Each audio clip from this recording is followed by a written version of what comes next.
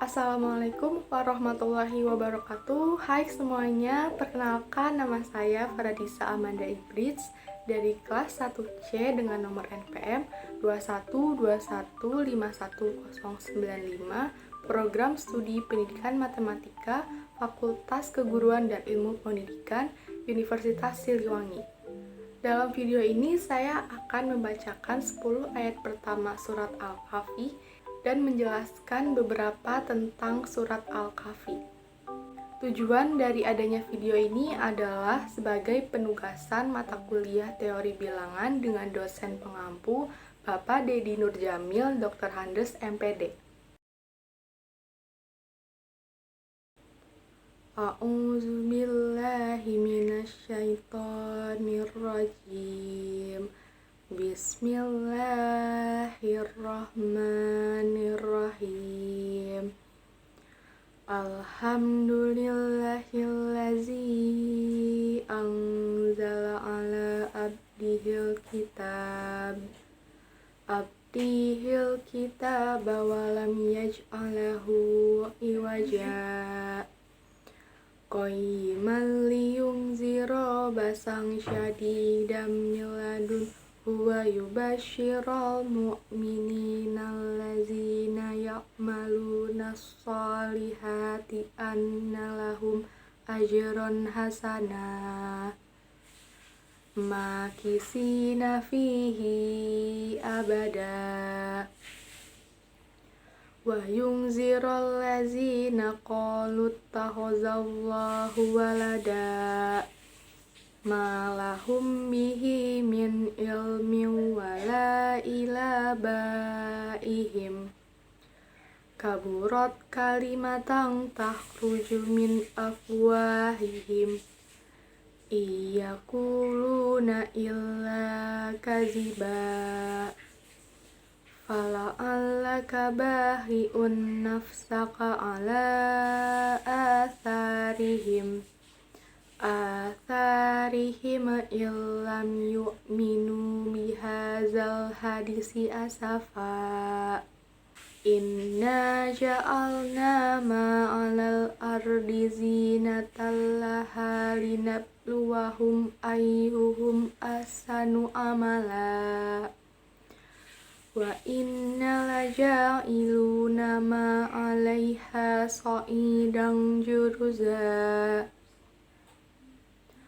Amma hasibta anna ashabal kahfi warraqimi kanu min ayatina ajaba It's awal fityatu ilal kahfi faqalu rabbana atina min ladunka rahmatan wa hayyi lana min amrina rasyada. Shadaqallahul azim. Surat Al-Kahf atau biasa disebut Ashabul Kahf adalah surat ke-18 yang memiliki 110 ayat dan termasuk ke dalam surat Makkiyah. Dinamai Al-Kahf atau Ashabul Kahf yang artinya penghuni gua. Kedua nama ini diambil dari cerita yang terdapat pada ayat 9 sampai dengan 26 yang berisi tentang beberapa orang pemuda yang tidur di dalam gua bertahun lamanya. Selain cerita tersebut, terdapat pula beberapa cerita dalam surat ini, yang semuanya mengandung pelajaran-pelajaran yang berguna bagi kehidupan manusia. Ringkasan pokok-pokok surat Al-Kahfi yaitu ancaman terhadap kepercayaan Rob punya anak pada ayat 1 sampai dengan ayat 8, lalu tentang Ashabul Kahf pada ayat 9 sampai dengan ayat 26, petunjuk-petunjuk tentang dakwah dari ayat 27 sampai dengan ayat 59, diantaranya Nabi jangan mementingkan orang-orang terkemuka saja dalam berdakwah pada ayat 27 sampai dengan ayat 31. Lalu perumpamaan kehidupan dunia dan orang-orang yang tertipu padanya pada ayat 32 sampai dengan ayat 46. Beberapa kejadian tentang kiamat dan kedurhakaan iblis pada ayat 47 sampai dengan ayat 53. Akibat tidak mengindahkan peringatan-peringatan Allah ayat 54 sampai dengan ayat 59. Nabi Musa mencari ilmu, di antaranya Nabi Musa bertemu dengan Nabi Khidir pada ayat 60 sampai dengan ayat 70.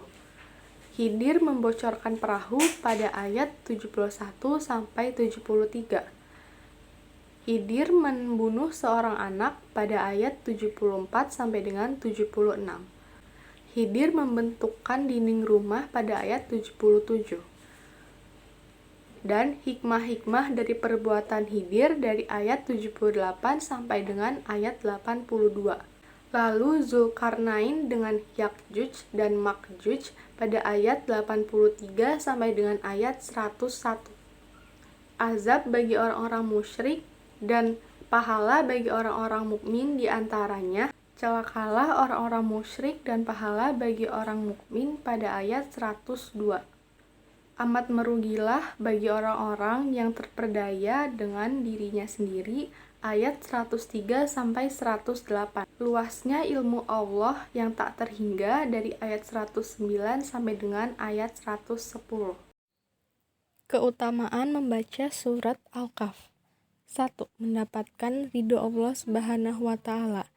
Hadis riwayat Ahmad bahwa siapa yang membaca surat Al-Kahfi maka jadilah baginya cahaya dari kepala hingga kakinya.